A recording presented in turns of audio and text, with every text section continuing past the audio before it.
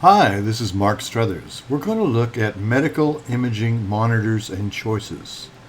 One of my favorite expressions is, in theory and reality are the same. In reality, they are not. And that certainly holds true in this presentation. Medical imaging, consistent image representations are of vital importance. These choices are often impacted by what you are using the monitor for and the cost of the monitor. Purchase of a monitor can range from under $100 to thousands of dollars. Medical monitors usually cost in the thousands of dollar range. When purchasing a monitor, image quality, calibration, and diagnostic accuracy are of primary interest. Unfortunately, the image quality degrades with use, so you need to perform quality assurance and test your monitor for interpretation monitors used by radiologists at least monthly. Let's compare 5 and 8 megapixel displays for mammography.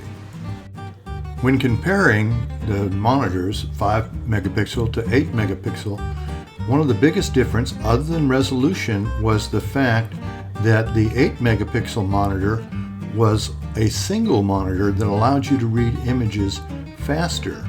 With the 5 megapixel monitor, it was a smaller monitor system that had 2 monitors, so when you looked at the bevel in between, you're often looking at different angles, and it was more difficult to interpret images.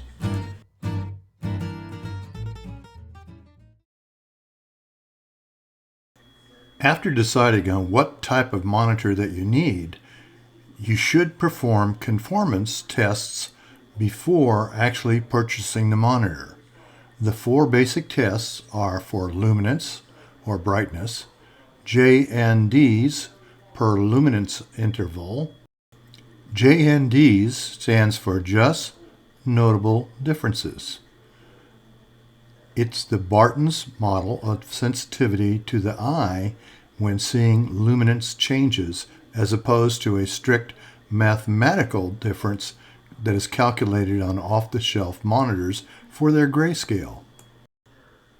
The next standard is grayscale display function, which is an ACR, American College of Radiology, mandated function and a DICOM function. It's in DICOM 14. DICOM stands for Digital Imaging Communications in Medicine. It is the standard that allows different medical systems to communicate or talk to each other. DICOM 14 dictates how your grayscale display function is calculated, and it is calculated on just noticeable differences per the Barton's model on eye sensitivity. The last standard to look at is for persons using color monitors instead of monochrome monitors, and it is looking for the RGB balance, which is the visible light, red, green, and blue. When acquiring a monitor, there are many choices, including the choice between a consumer-grade monitor and a medical-grade monitor. And yes, we do use both throughout the hospital system. Remember, monitors are everywhere in the hospital, from surgery to nursing stations to radiology and the radiologist's interpretation monitor. There is a massive difference between consumer-grade monitors and medical-grade monitors used for interpretation of medical images. Not only that, that difference is reflected in the cost. That shows that there is a difference between a 5 megapixel consumer-grade model and a 5 megapixel medical-grade model. The 5 megapixel consumer-grade might cost a few $100. On the 5 megapixel medical-grade, it can be several thousands of dollars, up to almost $20,000. This presentation slide shows the difference between the quality of a medical grade monitor as compared to an off-the-shelf monitor. It's obvious we need medical grade monitors for radiologists to interpret, but we also need medical grade monitors in surgery. How would you like to have a surgeon working on you with a poor quality monitor to guide their every move?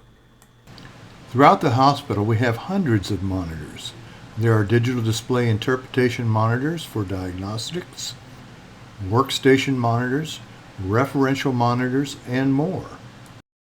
So it's easy to understand where the confusion comes in if you don't comprehend what type of monitor matches what type of workflow.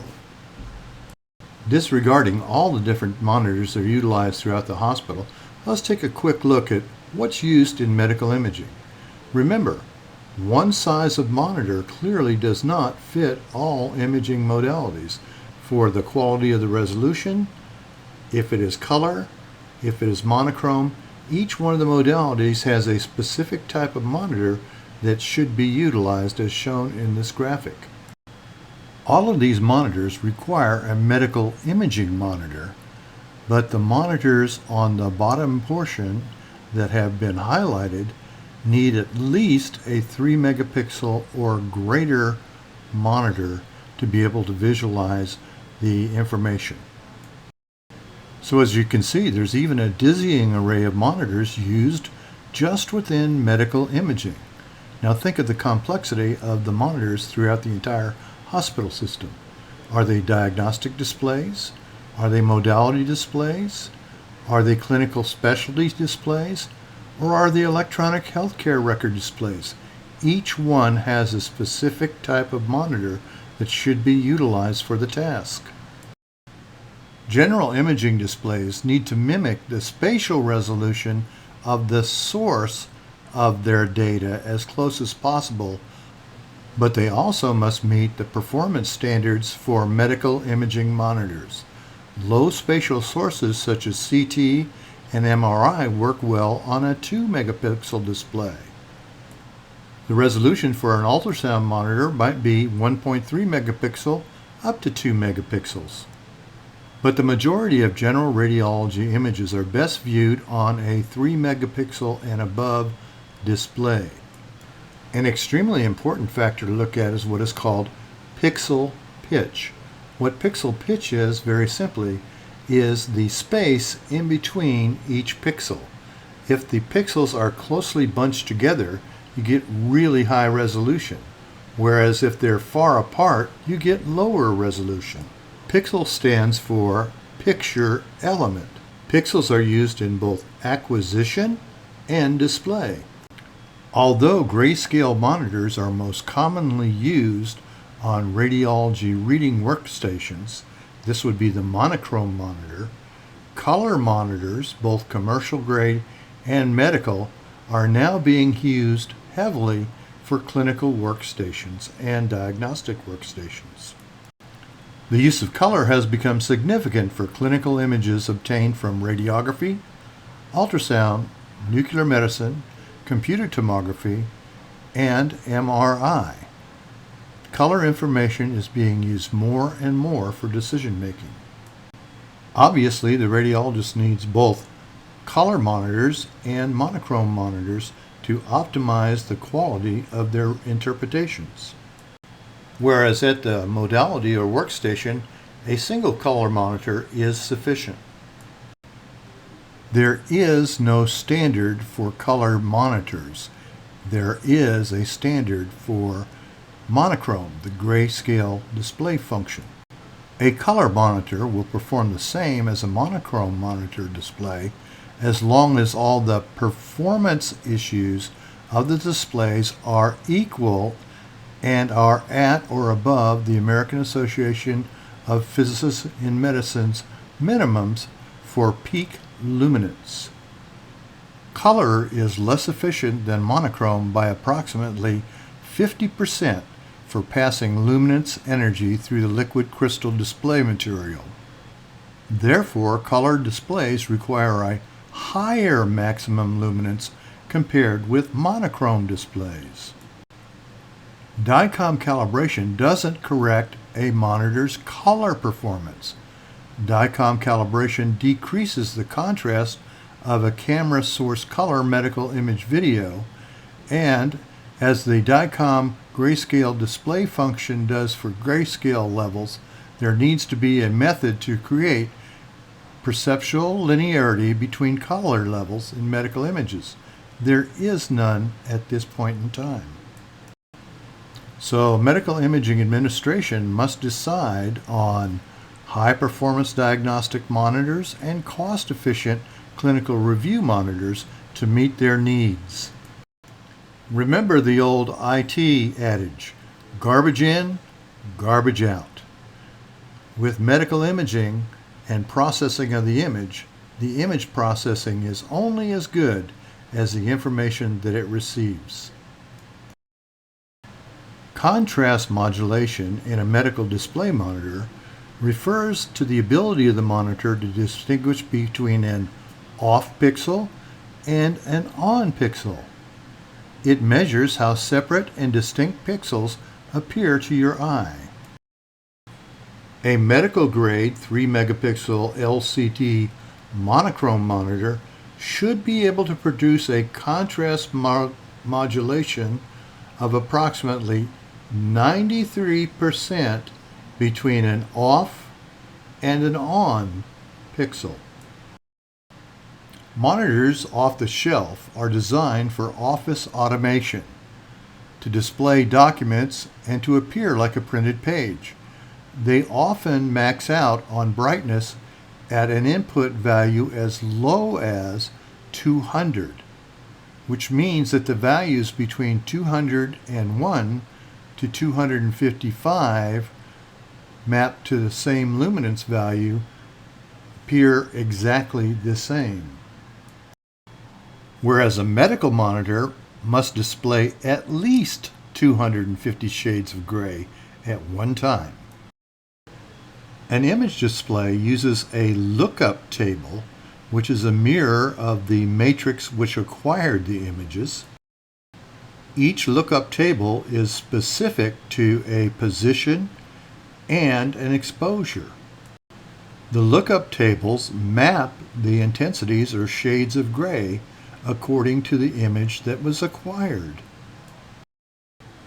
The raw data acquired needs to have a contrast enhancement, and we utilize the digital imaging process to enhance the low contrast to a higher contrast on the pixels when we're mapping them. DICOM image pixel values are transformed into presentation values using a presentation lookup table, which is different from using like a camera lookup table for just shades of gray or color. The output of the DICOM presentation lookup table is presentation values.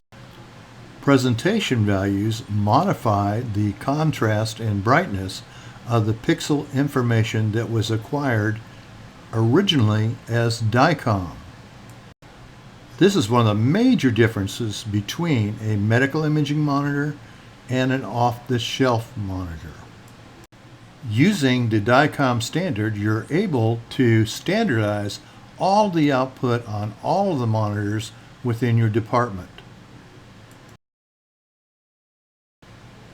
Let's see how we can use our brightness and contrast adjustments on our modality to change the display. We can also take a look at the histogram and see how much information we want to include in the image. In the blue square, we can see how much information is included in each one of the images and what a difference it makes to the image. Now let's look at the slope of the H&D curve, which gives us our contrast in our image.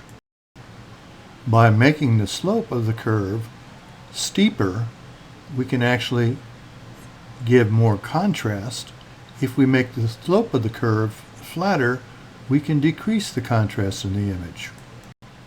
If we move the slope of the H&D curve to the left or to the right, we're going to increase or decrease image brightness. Now let's see where this icon is. Oh yeah, it's where the technologist is able to control the brightness and the contrast of the image, and they can actually watch the H&D curve move across the histogram or get steeper or shallower on the histogram. There are two important factors to consider when you're displaying an image on a radiology monitor or a computer monitor.